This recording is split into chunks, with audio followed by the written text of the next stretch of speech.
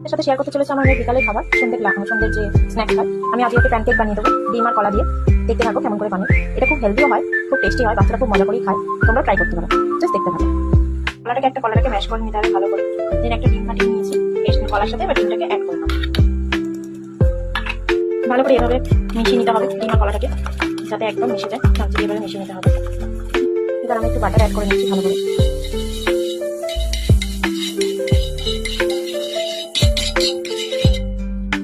এবার এইভাবে আমি প্যানকেকগুলো এক এক করে চাপিয়ে দিতে থাকবো।